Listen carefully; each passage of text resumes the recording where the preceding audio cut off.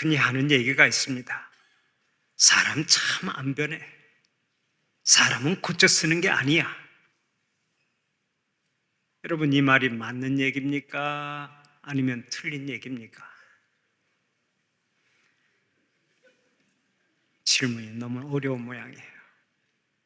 사람이 잘 변하지 않으니까 맞다고 하는 사람이 많습니다만은 우리 주님께서는 우리에게 친히 말씀하십니다. 사람은 변화될 수 있다. 사람은 뒤집어질 수 있다. 새롭게 살아갈 수 있다. 사람은 얼마든지 변화되고 새롭게 살아갈 수 있다고 강조하십니다. 그래서 성경을 보면 이런 명령이 자주 등장합니다. 떠나라, 도망하라, 모든 것을 버리라, 자기를 부인하라, 배설물로 여기라, 나를 따르라. 이런 명령들은 삶의 자리에서 당장 뛰쳐나오라고 하는 능동태 명령입니다. 옛 생활, 옛 성품에서 벗어나라. 우울질, 담습질, 점액질, 다혈질에서 뛰쳐나와 예수가 내 안에 사는 예수질이 되어라. A형, B형, AB형, O형을 버리고 J형, 지저스형, 예수형이 되어서 너희 몸속에 예수의 피가 흐르게 하라. 옛사람을 단호하게 벗어버리고 새 사람이 되라는 것입니다. 예수의 사람으로 변화되어야 한다는 말씀입니다. 그렇다면 옛 생활과 옛 성품을 버리지 않고서 나는 변하기 싫어, 나는 그냥 이대로 사는 게 좋아하고 항상 그 자리에 앉아 있는 사람은 어떤 면에서 예수를 잘못 믿는 것입니다. 예수 믿고 산다는 것 자체가 곧 옛사람을 벗어버리고 새 사람이 된다고 하는 것을 뜻하기 때문입니다. 사랑하는 우리 성도들은 세월이 흐르면 흐를수록 예수님을 더 닮아가는 변화의 복이 있기를 바랍니다. 날마다 성화되어 가면서 하나님이 기뻐하시는 성도들로 살아가시기를 축원합니다. 오늘 또 많은 사람들이 변화하는 것을 싫어합니다.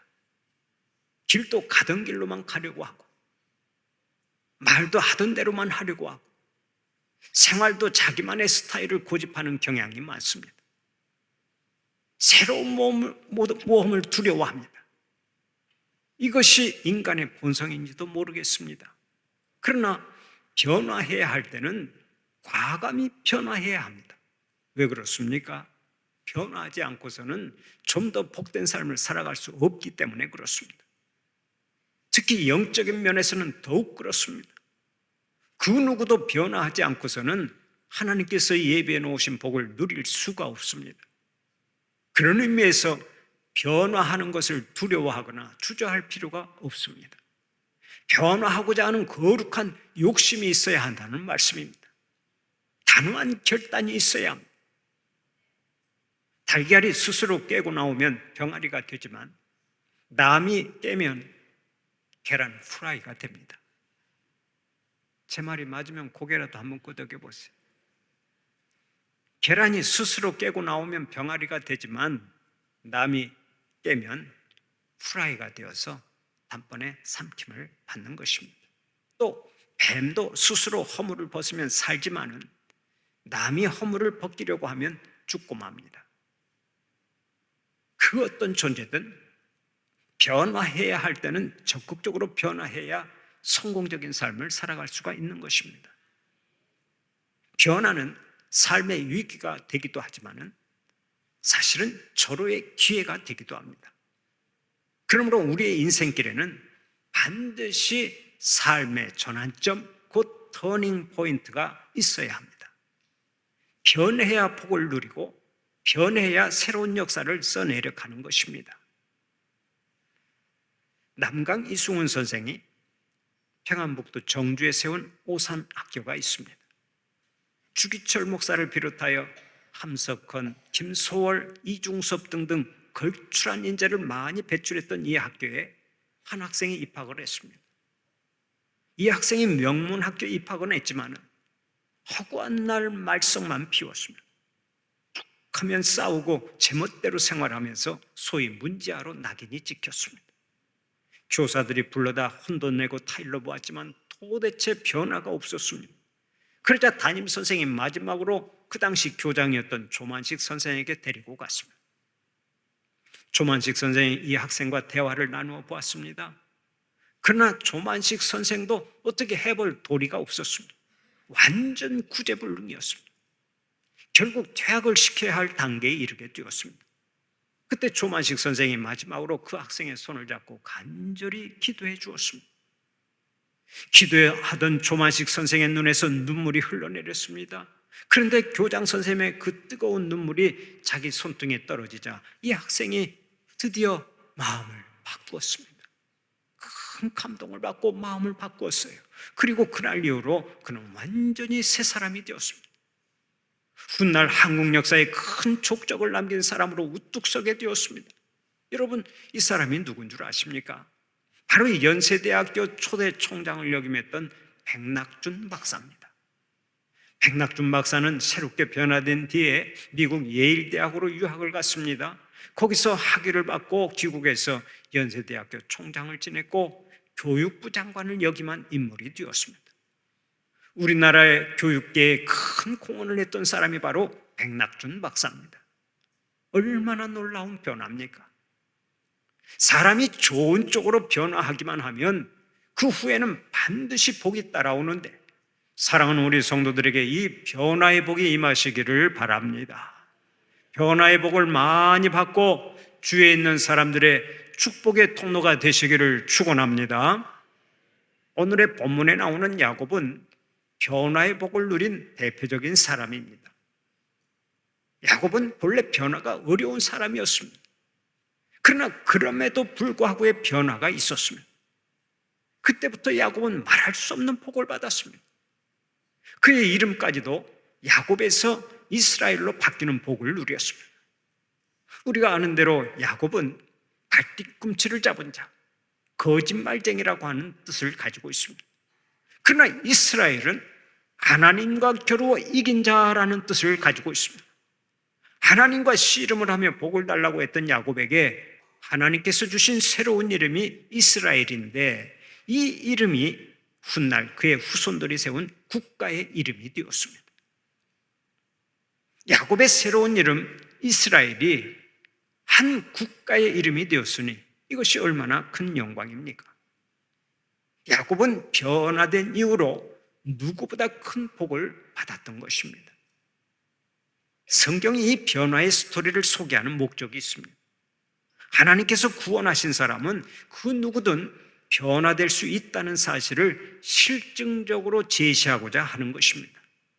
그렇습니다. 변화는 누구든지 가능합니다. 변화는 얼마든지 가능하다고요. 그리고 변화된 이후에는 반드시 복이 따라옵니다. 반드시 승리가 따라옵니다. 반드시 형통이 따라옵니다. 반드시 영광이 따라오는 것입니다. 사실 야곱은 성격의 근본이 좋지 않은 사람이었습니다. 어머니의 뱃속에서부터 경쟁심이 아주 강했습니다. 그래서 형의 발뒤꿈치를 잡고 놓지 않아서 어머니가 해산할 때 죽도록 고생을 하게 만들었습니다. 쌍둥이로 태어나서도 형 에서에 대한 시기심 때문에 수도 없이 속임수를 썼습니다. 그러다가 형의 원한을 사서 집을 떠나야 했고 20년 이상을 타양살이와 머슴살이로 말할 수 없는 고생을 했습니다. 사기도 숱하게 당했습니다. 죗값을 톡톡히 치렀습니다. 그런데도 근본적인 변화가 없었습니다. 그렇다고 그가 신앙이 없는 것도 아니었죠. 나름대로 기도도 많이 했습니다. 야복강 나루터에서는 생명을 걸고 기도해서 응답도 받았습니다. 그런데 근본이 달라지지 않았습니다. 그래서 세겜 땅에 머물다가 하나밖에 없는 외동딸이 성폭행 당하는 것을 지켜보아야 했습니다. 아들들이 복수심에 불타 살육을 일삼는 것도 지켜보아야 했습니다. 이제 더 이상 변화되지 않으면 안 될 지경에 이르렀습니다. 그가 변하지 않으면 자기도 죽고 자식도 죽고 가정도 망할 형편이 되었던 거예요. 그야말로 벼랑 끝에 위기를 만났습니다. 바로 그때 우리 하나님께서 오늘의 본문 1절, 2절을 통해 말씀하셨습니다. 야곱아, 이제는 신앙의 본적지 베델로 다시 올라가거라. 거기서 새롭게 변화를 받아라. 옛사람을 과감하게 청산하고 새사람을 입으라. 야곱에게 신앙의 원점으로 돌아가서 다시 출발하라고 최후의 통첩을 보내신 것입니다. 그때 야곱이 어떻게 응답했습니까? 하나님께서 말씀하신 대로 옛생활을 깨끗이 청산해버렸습니다. 즉각 베델로 올라갔습니다. 신앙을 완전히 회복했습니다.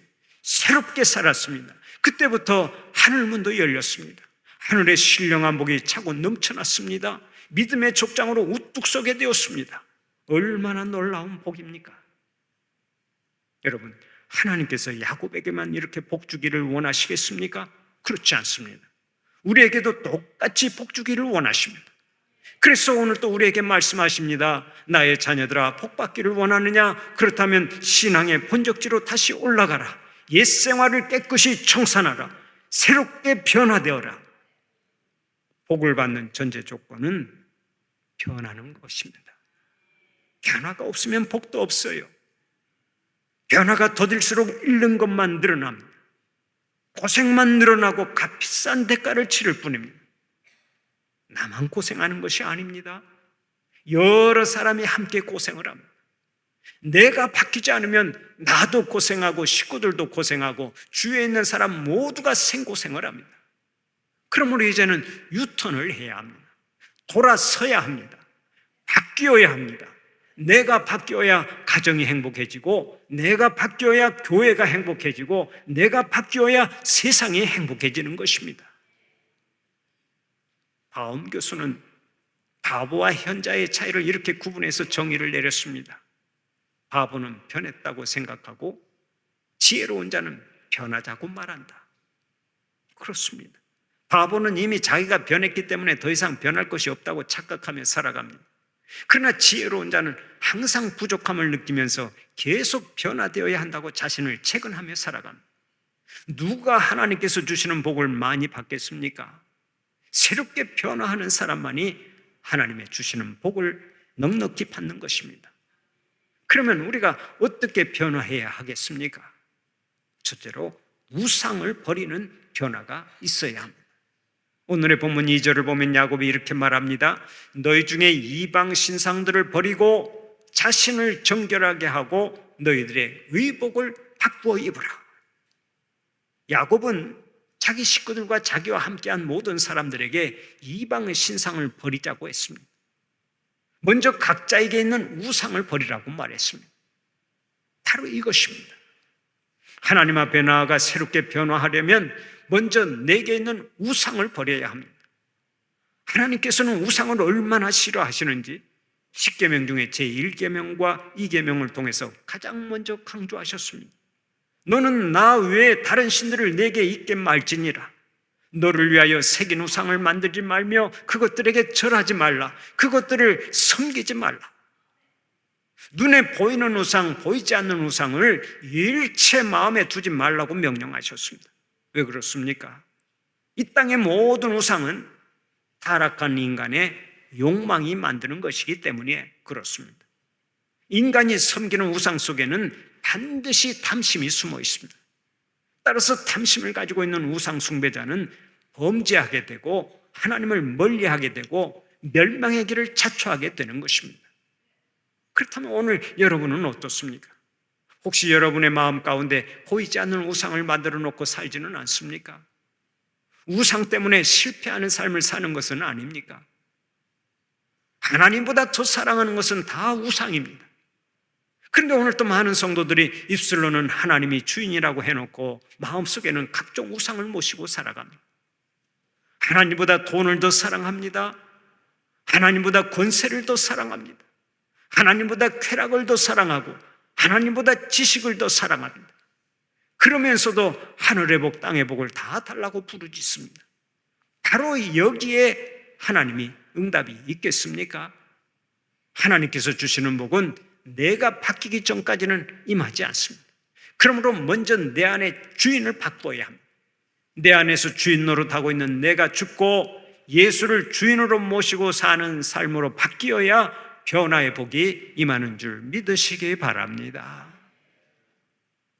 2022년 2월에 하늘나라로 돌아간 이어령 교수는 한국 최고의 지성이었습니다.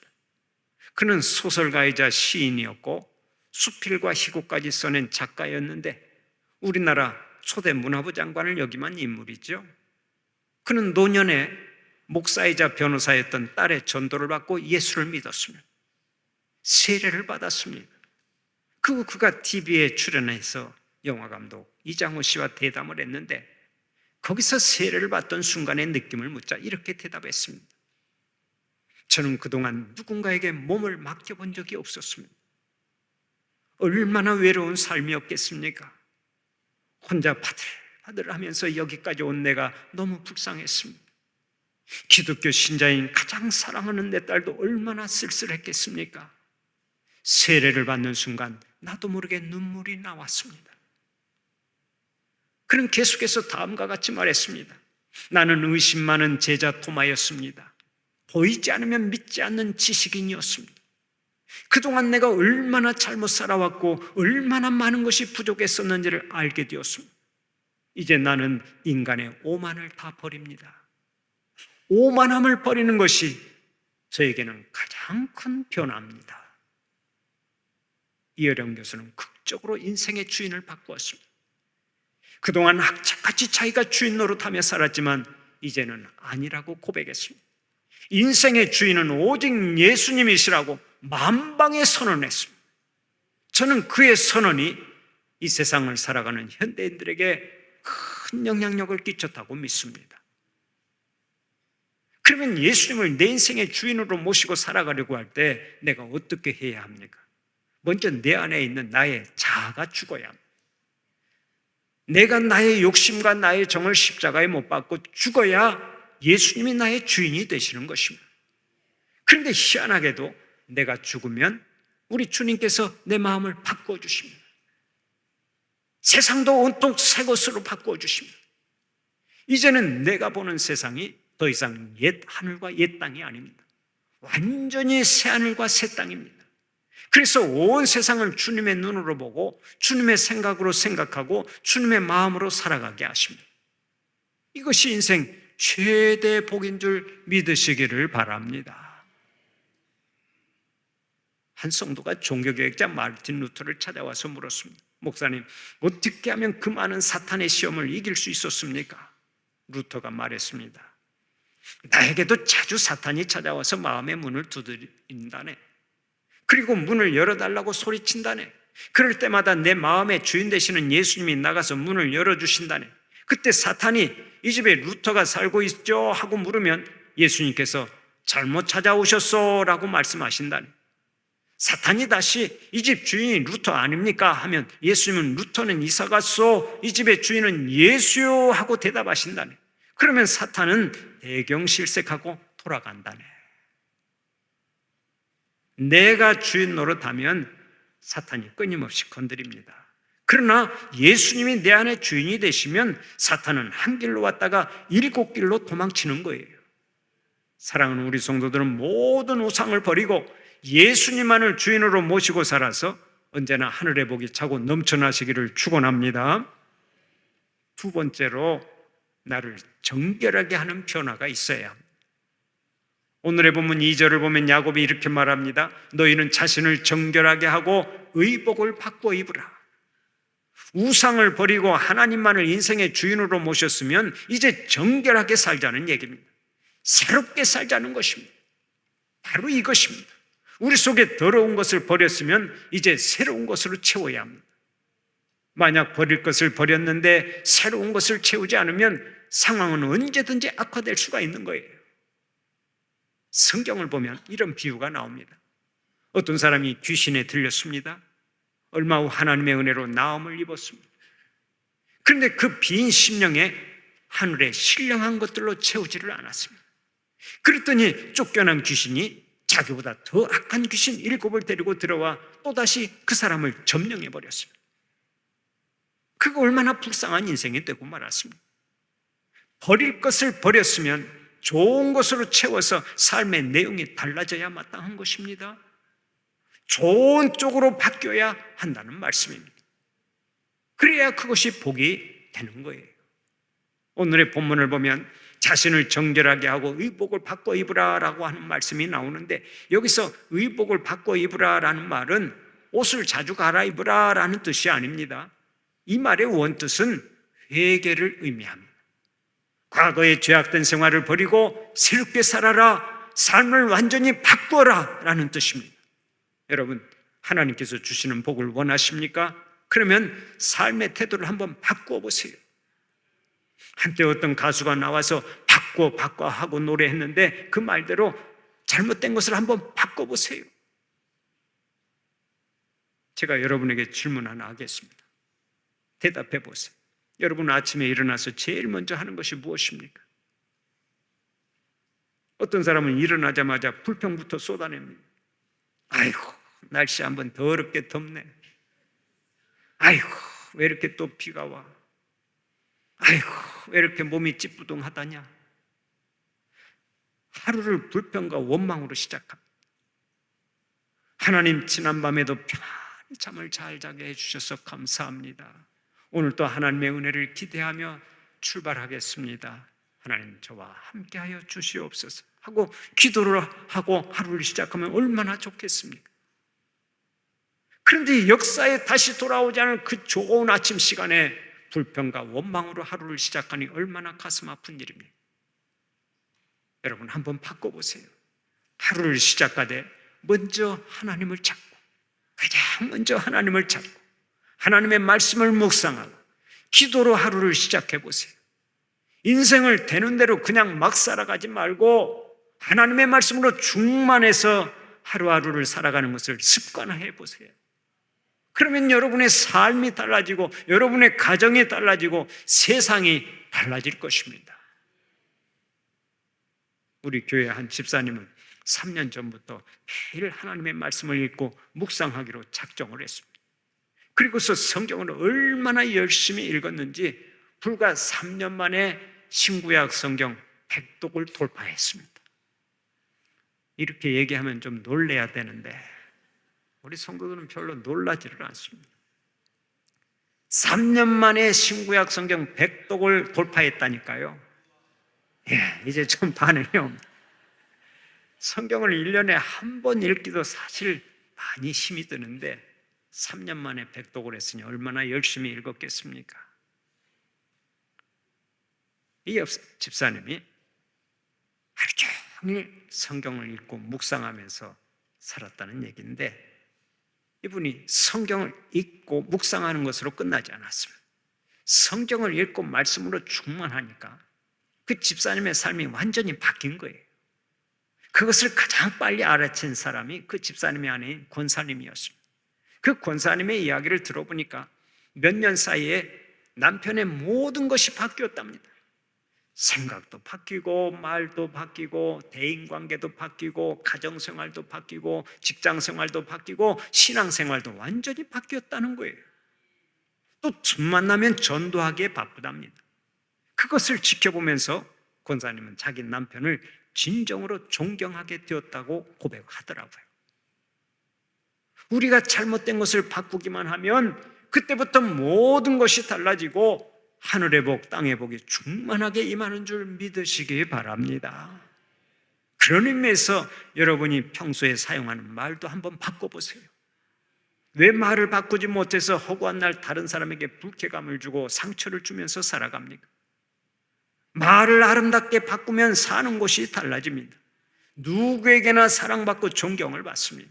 하나님의 영광을 높이 드러낼 수 있습니다. 이미 여러분에게 선포한 우리 교회 10대 행복 언어를 즐겨 사용해 보세요.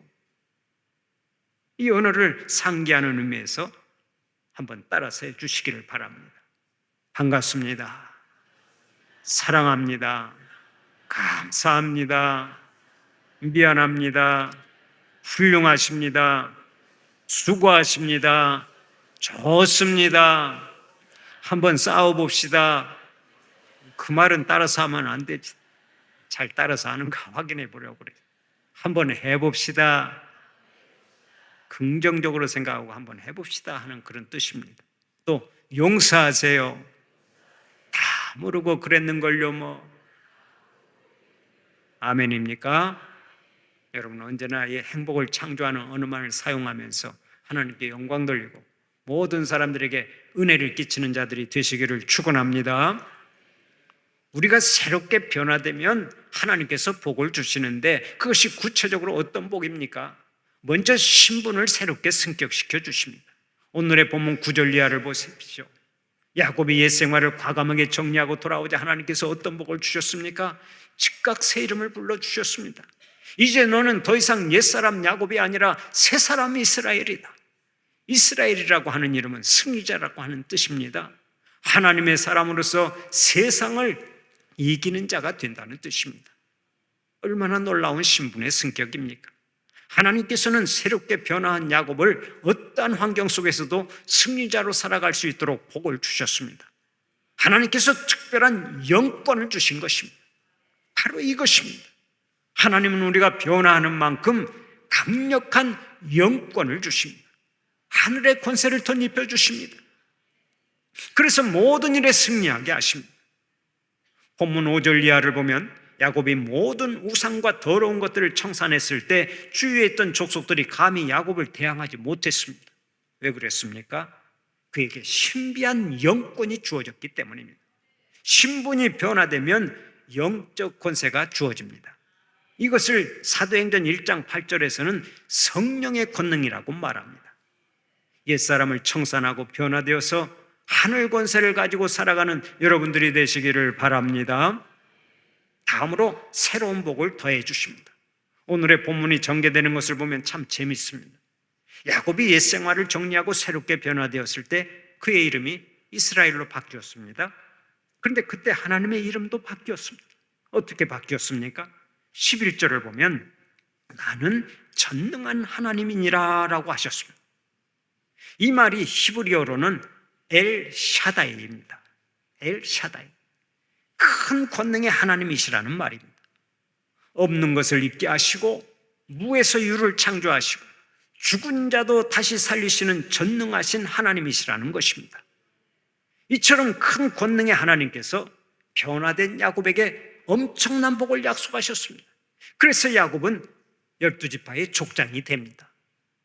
능력 있게 살아갔습니다. 구원의 역사를 펼쳐갔습니다. 이것이 바로 변화의 복인 줄 믿으시기 바랍니다. 여러분 잘 기억하고 사십시오. 하나님께서 기뻐하시는 변화는 반드시 신분의 승격을 가져다 줍니다. 반드시 하늘의 권세를 가져다 줍니다. 새로운 복을 받고 새로운 역사를 써내려가도록 하나님께서 은혜를 베풀어 주시는 것입니다. 사랑하는 우리 성도들은 각종 우상과 더러운 것들을 다 버리고 성결하게 변화되어서 하나님께서 주시는 복이 언제나 차고 넘쳐나시기를 간절히 축원합니다.